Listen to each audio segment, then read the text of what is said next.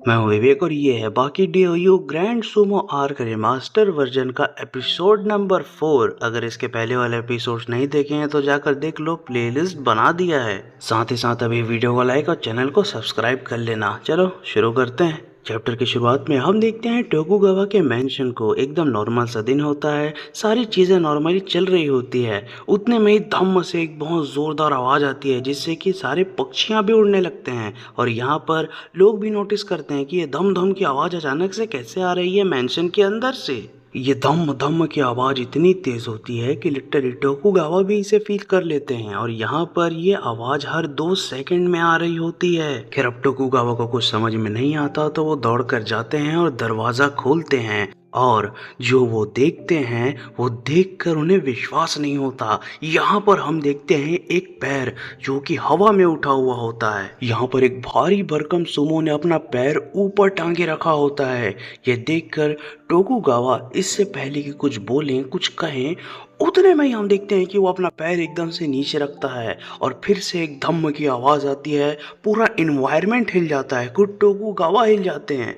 और टोकुगावा का जो हेड सिक्योरिटी हेड होता है वो दूर से ये सब देख रहा होता है और उस शॉक वेव को, उस धमाके को वो महसूस कर पा रहा होता है। फिर बहुत देर की प्रैक्टिस के बाद फाइनली वो सुमो अब शांत हो गया होता है। और यहाँ पर जमीन से लिटरली भाप उठ रही होती है, इस कदर उसने पैर पटके होते हैं अपने। वहाँ की बजरी स्टोन्स जो हैं गर्म हो गए होते हैं। और यहाँ पर अपना मैसिव शरीर लिए वो खड़ा होता है और उतने में ही टोकुगावा उससे पूछते हैं, हो गया तुम्हारा? और जैसे ही वो पलटता है हम देखते हैं कि ये सुकुने होता है। और यहाँ पर टोकुगावा उससे कहते हैं, तुम शी को परफॉर्म कर रहे थे, है ना? खैर ये सुनकर एकदम से सुकुने टोकुगावा के पास आता है और कहता है, नहीं ये शीको नहीं है, ये शीको कोत्सु है और इसे शीको कोशी भी कहते हैं। तो यहाँ पर इस तरीके से अपना भयानक शरीर दिखाते हुए बताता है वो टोकुगावा को। तो यार शीको कोशी जो है एक ऐसा मूव होता है जो कि सुमो डेली बेसिस पर परफॉर्म करते हैं। डेली इसे वो प्रैक्टिस करते हैं। यहाँ पर अपने पैर को ऊपर उठाकर धमाक से वो जमीन में पटकते हैं।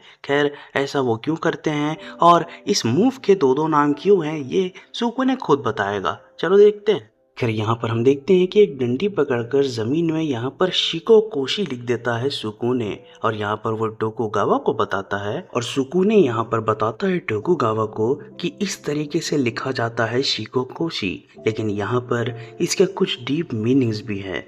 अगर बीच से इसे काटा जाए, शिको धन कोशी किया जाए, तो यहाँ पर हमें इसका मतलब पता चलता है। तो भाई यहाँ पर सुकुने लिटरली समास विग्रह करके बता रहा है। तो यहाँ पर वो बताता है, तो शीको का मतलब होता है ताकत जो कि पूरे शरीर में हमारे प्रवाहित होती है। और मैं केवल उस ताकत की ही बात नहीं कर रहा हूँ जो कि किसी को मारने के काम आती है या कुछ उठाने के काम आती है।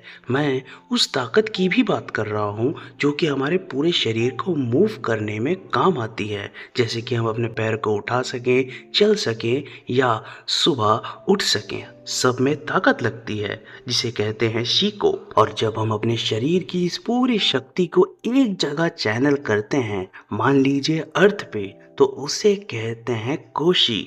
अपने शरीर की पूरी ताकत और अपने प्राण वायु को लगाकर जब हम इस तरीके से पैर को हिट करते हैं ज़मीन में, तब ज़मीन हमसे जुड़ जाती है, हम ज़मीन से जुड़ जाते हैं। हम सुमोस इसे डेली परफॉर्म करते हैं। इससे ज़मीन क्लेंस होती है और प्योरीफाई होती है। और सबसे बड़ी बात, इससे ज़मीन उपजाऊ होती है। और इसके इतने सारे फायदों में से एक फायदा ये भी है कि सारे बुरे स्पिरिट्स जो होते हैं वो नीचे धक्का खाकर दब जाते हैं और अच्छी चीजें, अच्छी स्पिरिट्स बाहर आती हैं। खैर यहाँ पर सुकुने ने इस चीज को फिलोसफिकल ढंग से समझाया है, लेकिन यहाँ पर इसे मैं लॉजिकली बताता हूँ। यहाँ पर सुकुने कहता है कि अपने शरीर की शक्ति को चैनल करके अगर हम जमीन में हिट करें तो यहाँ पर वो क्लेंस करती है उससे। तो यहाँ पर इसका मतलब ये है कि जैसे कि किसी नॉर्मल लाइफ में भी आप भारी चीज को जमीन में मारेंगे, कुदाली मारेंगे या फिर भी ऐसे ही कोई हथौड़ा ही मार देंगे जमीन में, और बार बार अगर आप ऐसा करते हैं तो एक चीज होती है, यहाँ पर गिट्टी बजरी रेत जो भी है वो चीजें अलग होने लगती है, मतलब लिटरली छन सा जाता है जमीन। अब रियल लाइफ में भी जैसे अगर मिट्टी में कोई बहुत भारी चीज बार बार हिट करेंगे मारेंगे तो उसके आसपास के हिस्से में चेंजेस आते हैं। यहाँ पर गिट्टी रेती बजरी सब अलग हो जाती है और अलग अलग पार्टिकल्स में वो बिखर जाते हैं। तो यहाँ पर जमीन में पोर्स बन जाते हैं और जैसे कि बारिश हो या कुछ भी ऐसी चीजें हो तो जमीन उसे डायरेक्टली एब्सॉर्ब करती है। और यहाँ पर सुकूने ने एक बात और कही कि जो बुरी स्पिरिट्स हैं वो नीचे जाती हैं और अच्छी स्पिरिट्स ऊपर आती हैं। तो यहाँ पर इसका लॉजिकल मीनिंग ये है कि यहाँ पर जैसे कि ज़मीन में ऊपर तरफ बहुत ज़्यादा वाइब्रेशन होता है, मान लीजिए जैसे कि बहुत तेज़ बरसात हो रही है तो ज़मीन के जो माइक्रो ऑर्गेनिजम्स होते हैं वो ऊपर आते हैं, जिसमें कि केचुए आते हैं और भी बहुत सारे ऐसे कई इंसेक्ट्स, ऐसे कई चीज़ें आती है जो कि पोर्स बनाते हैं ज़मीन में ताकि ज़मीन पानी एब्जॉर्ब कर सके, सनलाइट एब्जॉर्ब कर सके। बहुत सारी ऐसी चीज़ें होती हैं, न्यूट्रिएंट्स होती हैं जो कि ज़मीन एब्जॉर्ब करती है उसके थ्रू। तो यहाँ पर जो इविल स्पिरिट्स हैं वो तरंगे, वो वाइब्रेशंस, और जो अच्छी स्पिरिट्स हैं वो है वो माइक्रो ऑर्गेनिजम्स। खैर वैसे रियल लाइफ में भी अगर कोई 150 किलो का सूमो यहाँ पर 2 घंटे लगातार ऐसे ही शिकोकोशी परफॉर्म करे तो उस जगह की मिट्टी जो है काफ़ी चेंज हो जाएगी। आपको पता चलेगा कि यहाँ पर कुछ तो हुआ है। आई होप आपको अब समझ में आ गया होगा। अगर फिर भी नहीं समझे हैं तो कमेंट में हम बात कर सकते हैं।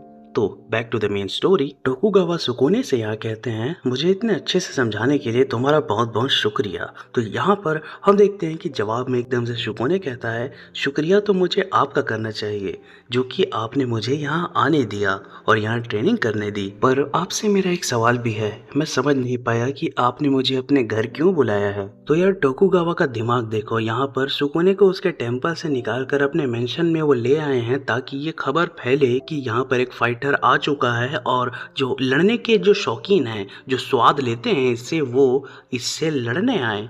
तो यहाँ पर एकदम से सुकूने कहता है, हाँ यहाँ आने से पहले आपने एक अपोनेंट के बारे में बात की थी, मुझे याद आ गया। तो उस अपोनेंट का आगे क्या? इतना सुनते ही टोकुगावा सुकूने से पूछते हैं, किस तरीके का अपोनेंट चाहिए तुम्हें? खैर इतना सुनते ही सुकूने एकदम शर्मा कर मुड़ जाता है और एकदम से आगे जाता है और यहाँ पर अपना शक्तिशाली मीठी बैग दिखाते हुए खड़ा हो जाता है और टोकुगावा से कहता है, कोई ऐसा जो हो अति बलवान, लोग कहें उसे पहलवान और शरीर से हो वो अति धनवान। ये सुनकर टोकुगावा एकदम खुश होते हैं और यहाँ पर हम साफ साफ बता सकते हैं उनके एक्सप्रेशन से कि ऐसा बंदा उनके पास है। तभी सीन चेंज होता है और हम देखते हैं एरिज़ोना प्रिजन को। यहाँ पर गार्ड्स खड़े होते हैं, लाइट्स जल रही होती हैं और डिनर टेबल सजा होता है। और यहाँ पर एक ऑफिसर कहते हैं, मिस्टर अनचेन, आपको टोक्यो से संदेश आया है।